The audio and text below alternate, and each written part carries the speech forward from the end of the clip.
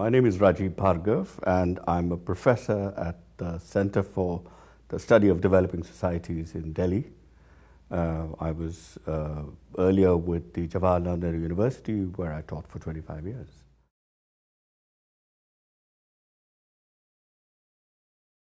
Pluralism is the idea that a complete view or conception of human flourishing cannot be held by one individual, one society, one group, one culture, even one civilization. So that if people really want to live a life of the fullest possible human flourishing, then they have to rely on many cultures, many civilizations, and many worldviews or religions. Yeah, in my view, that's what pluralism is. Now there are two kinds of pluralism. One was what we might call the idea that one individual self has the capacity to contain within herself many of these plural cultures and plural points of views and perspectives, so that it's not just groups but individuals themselves who can hold this plurality. And the other view is that there are many groups, and all these different groups can coexist and should coexist in the same society. So you can have a pluralist society, but you can also have a pluralist individual. And I think the distinction between the two is quite important.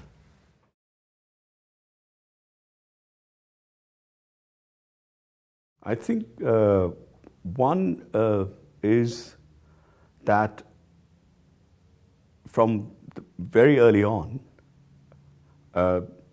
Indian traditions had this idea that gods of different regions, different cultures, can be translated into one another.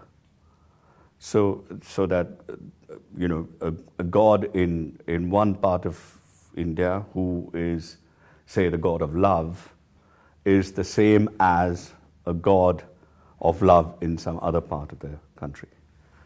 That makes movement and understanding between religions easy. But there's also the view that you have one God and there are many roots to the same God. And that also makes it easy for people to coexist with one another, because they can see that there is something which is common between or among them. The fact that these resources are present in Indian traditions makes it very easy for a lot of people to live together. The other thing is that people also believe in multiple allegiances. So they don't necessarily have the view that if in order to believe in one God, you have to reject all other gods. They can believe in one God and another God at the same time. So people can visit the same shrine, even though they are Hindus and Muslims, or they can follow the teachings of the same guru, despite the fact that they belong, to different religions, and all these ideas and resources which are present in ancient Indian traditions really help the survival and the growth of pluralism. But these are not the only facilitating factors for the growth of pluralism. The fact that there isn't a strong institutionalized and organized and bureaucratized social structure with enormous power, which is in a sense watching the boundaries of of various communities and making it difficult for people to cross over from one to another. And the fact that the state has never really aligned itself very strongly to one religion or legitimated political, or religion has not legitimated political violence or political rule and kept, both of them have kept distance from one another. All these factors are responsible for the flourishing of a pluralist society in India.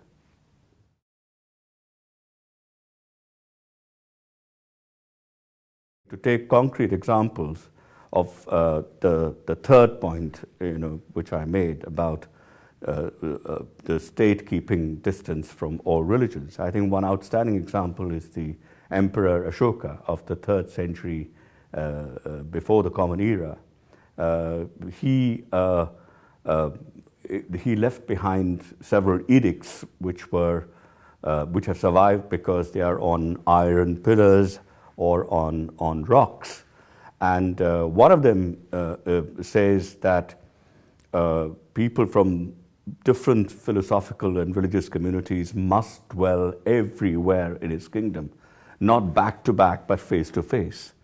In other words, even if there is a tendency within groups to stick together with people of their own ilk and not to mix around with people who have different philosophies or religions, they should not live separately but should be living as mixed populations.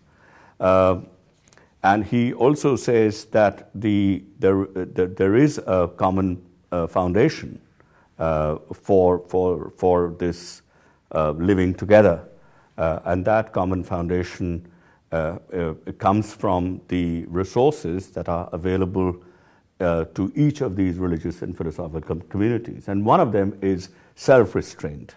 And in particular, he talks about restraint in speech. He argues that each of these philosophical and religious traditions have this idea of restraining yourself, even if you do not like some other, something in other philosophies or religions.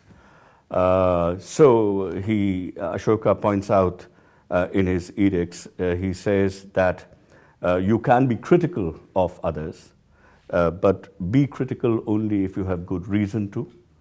And even if you have good reason to, your criticism should be there only on appropriate occasions. And even when the occasion is appropriate, you should do so moderately and never immoderately.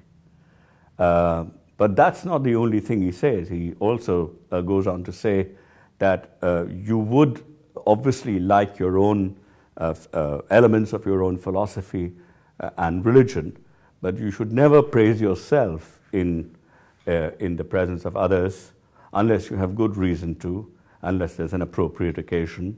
And even if you have the appropriate occasion and you have good reason to praise yourself, do so only moderately.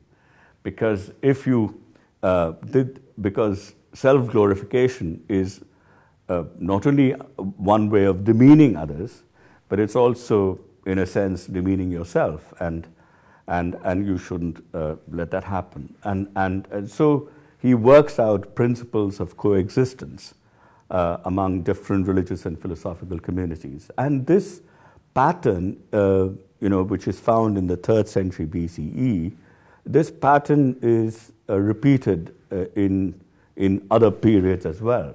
For example, in the 16th century, in the reign of Akbar, you find similar kind of perspectives and policies being put in place, where different faiths are interacting with one another. I mean, now you have Islam, you have Jesuits coming in, and Akbar has this policy of different religious communities having dialogue with one another, interacting with one another, learning from one another, and he has this conception that he would evolve a new religion which would contain elements from all these different religions.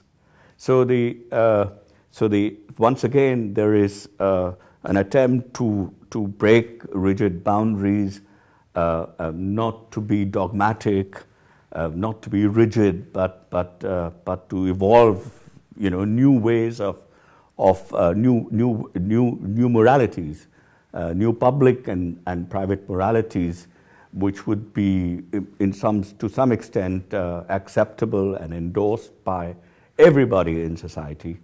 So ways of diminishing the divisive impacts of philosophies and religions, and of fostering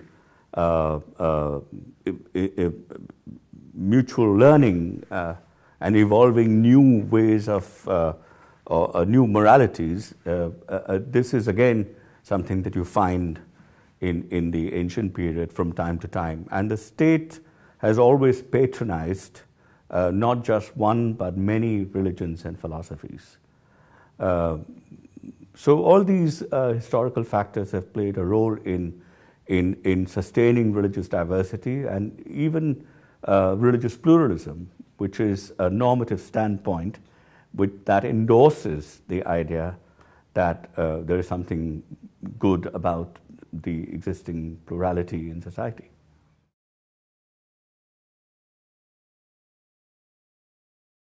Actually, there are 3 or 4 developments in the last 300 to 400 years. One is the introduction of an idea of religion that actually was born in 16th century Europe at the time of the conflicts that began to take place within Christianity after the breakdown of Latin Christendom. And this idea that religion is defined by a set of fixed doctrines which are held by a rigid and bounded community, which is demarcated from other doctrinal communities, and each of which are kind of, in a sense, locked in a battle to get the allegiance of individuals in society, and exclusive allegiance, so that if you get into one community, then it must be at the expense of other communities and by rejecting other communities and their viewpoints and perspectives. Now, this kind of an idea of a religion, which then came into India with colonial modernity, I mean, that's been a very major reason why there has been the birth of what we in India call communal conflicts. This sense of religion has been globalized. It's part of now everybody has come to accept it. And it was only in the 19th century that you began to think about Hinduism as a unified religion, side by side with and some competing with Islam as a unified religion, Christianity as a unified religion, and so on and so forth. Now, once you have this idea of religion come into the public domain, then it encourages the sense that there are monoliths, religious monoliths, that are locked in some kind of a rivalry and even battle with one another. So that's one. The second factor, I think, responsible, which causes a big challenge to religious diversity, is the transformation of faiths into political ideologies. I mean, you can either define your identity in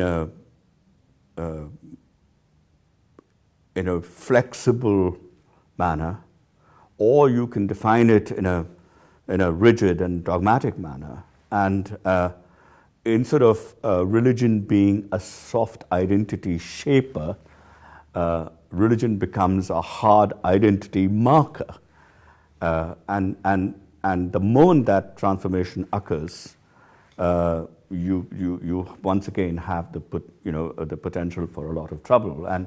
And when this gets aligned to nationalism of the ethnic variety, ethno-nationalisms, then you really get into all sorts of troubles in relation to who's going to have political power, how much, and how are the resources of a particular territory to be distributed.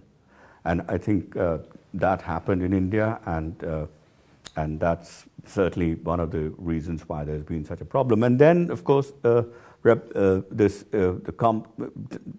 competition, democratic competition, electoral competition, the idea that you can mobilize people on grounds of religion, and then you can win, you can create a majority and win power, and you should do it at any cost.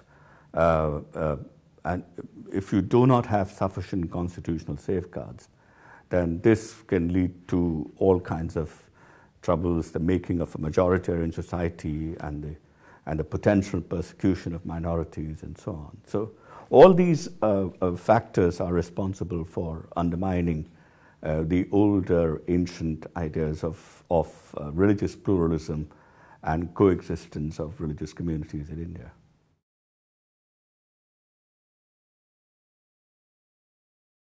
The Indian Constitution has been a remarkable document. It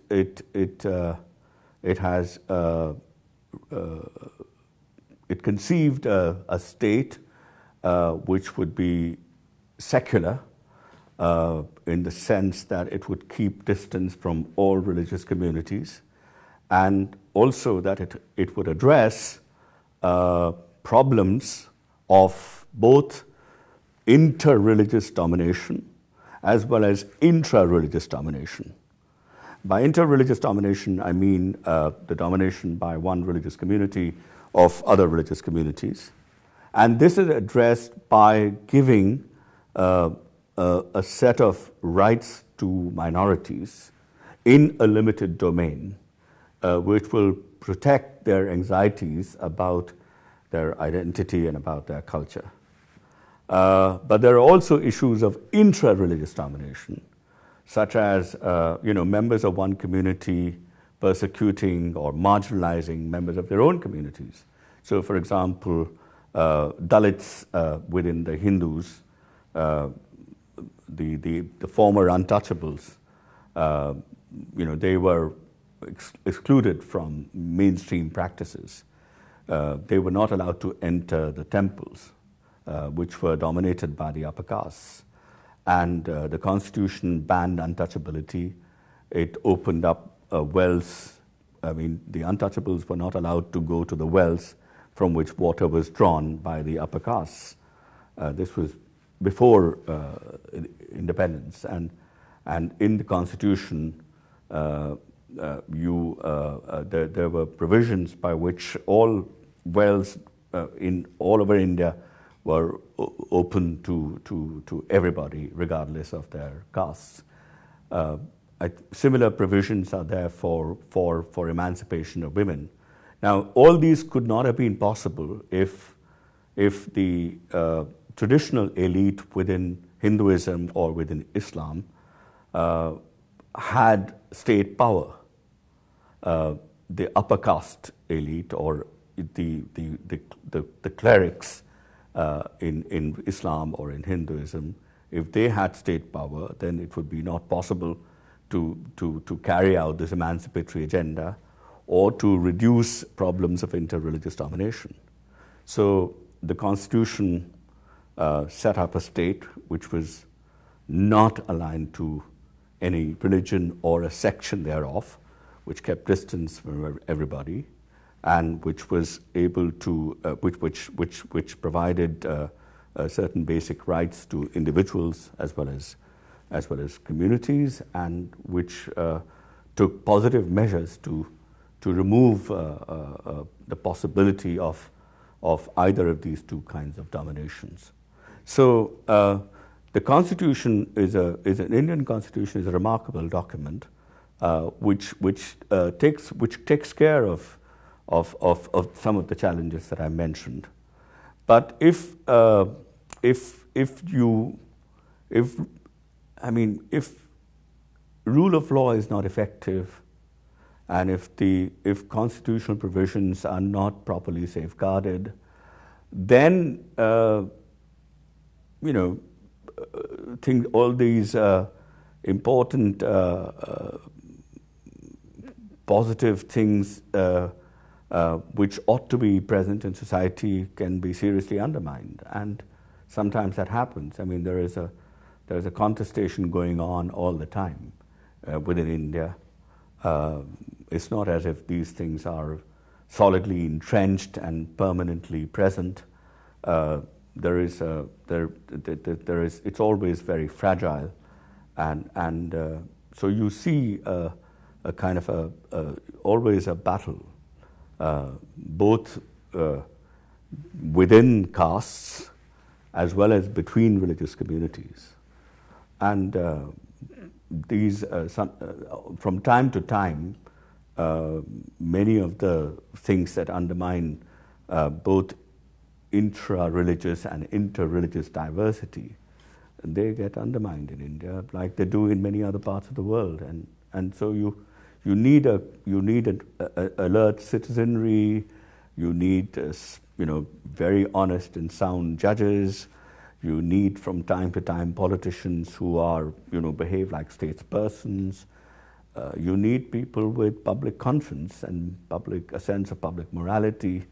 You need a alert press, and unless all these are present, an effective state, a vibrant civil society, an active and alert citizenry, no matter how good the Constitution is, society will easily drift into something which is pretty far away from the values that the Constitution stands by and stands for.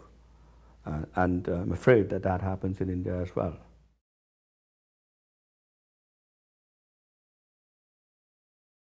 I think the first thing to recognize is that a large and significant population of the world is still religious, which means that you cannot have a secularism which is anti-religious, which is suspicious of religion.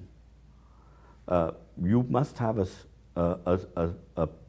you must conceive a political secularism that has what I call critical respect for religion. Religion is a complex phenomena. It's internally very deeply differentiated. It's variegated, and there are lots of good things in it, but there are also lots of pretty nasty things in it. And the state must have, and by the state I mean a democratic state, which includes all the people. They must have the power of discrimination to identify those things which in religion which need to be combated, and those things which are deeply valuable and which need to be cherished. And this dialectical attitude to religion is extremely important. If we did not have the illusion of having a state which would try to eliminate religion or diminish the overall value of religion, I think secularism the world over would have been a far more acceptable ideology. But today it's very badly undermined because a lot of people have identified secularism with something which is anti-religious. Now, India has never done that, and I think that is one very major contribution that India can make to the debate on secularism and to a worldwide understanding of what the true kind of core point of secularism is. And the idea that religious and non-religious people can live together. I mean, that people who believe in different gods or different conceptions of the ultimate good can also live together. Even though India itself doesn't always live up to its own values and its own standards, the fact that this has been a long-standing idea in India and a long-standing value in India is again something that other countries can learn. The third thing is that all societies are marked by diversity, and religious diversity, and these religious diversities are of two kinds. One is horizontal, by which I mean that there are in every society has different religious communities, and in India, for example, we have not only Hindus but also Muslims and Christians and Sikhs and Buddhists and Jains and Parsis, and so there is this horizontal diversity, but there's also a different kind of diversity, which we might call internal diversity within religions, which there are two kind of ways in which this diversity emerges. One is when the core beliefs and practices of a religion are interpreted differently by different people of the same religion. So you have Shias and Sunnis, you have Protestants and Catholics, and you have the Vaishnavites and the Shaivites, and so on. But there are also another kind of diversity, which could be called vertical diversity, where a lot of people are excluded from the mainstream practices of a particular religion, either because they are considered to be inferior, women, or outcasts in India, and so on. And they develop their own practices, and they develop their own thinking over a period of time that remains invisible and remains marginalized. So all these different kinds of diversities are there, and wherever there is diversity, there is the possibility of domination, of exclusion, of marginalization, of humiliation, and so on. And the state must not address only one kind of diversity or domination, but all kinds of diversities and all forms of domination. And I think one of the things which I mentioned earlier that the Indian secular state tries to do and must do, even if it fails to do it sometimes, is not only to address intra-religious domination, but also inter-religious domination. Both are important. And I think that's another lesson that can be learned, because in a large number of societies, diversity of religions is not accepted. And in those very societies where you have one religion which is dominant, those societies also do not respect diversity within their religion. So you'd always find if there is Shia dominance, then it's not just Islamic dominance, but also the persecution of Sunnis and vice versa. If there's an Islamic state, it just becomes a Sunni state, and even those Muslims who are not Sunni, they are persecuted in those societies. So whenever you have a religiously dominant, a society which gives dominance to one particular religion, in those societies you invariably find the dominance of a particular sect of that religion and the persecution of all the other internal minorities. And I think the Indian Constitution or the aspiration in India is to address all these different forms of domination. And I think that is again something that can be very useful. Of course, one can always learn all the negative. There are also negative lessons. I mean, but that India shares with a lot of other countries, and there's nothing uniquely Indian about it. I mean, the fact that there are, virulent forms of ethnic nationalisms or religious nationalisms, the fact that our democracies allow for the mobilization along religious lines, which use all kinds of unjust means to gain power. All these are things that should be avoided, not only in India, but in other parts of the world as well. And India can provide useful lessons on what should not be done, as much as lessons on what should be done.